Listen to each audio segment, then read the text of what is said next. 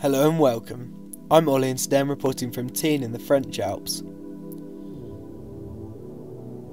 Today I started off in La Vache, eventually making my way over to the other side of the lake in Val Claret.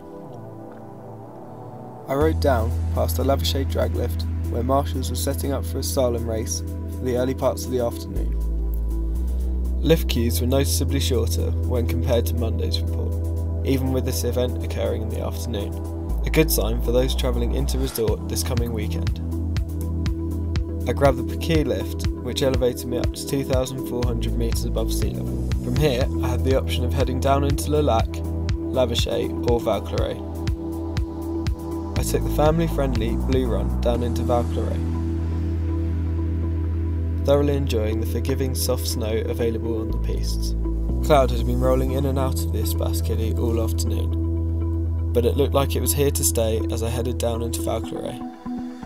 I decided to take a slightly different route to usual, heading through Val Claret's town centre, passing the Tufts lift on the way. Heading down through the tunnel, I made sure to keep up enough speed to make it across the flat and down to the bus stop, where my bus was waiting to take me back to Le Lac.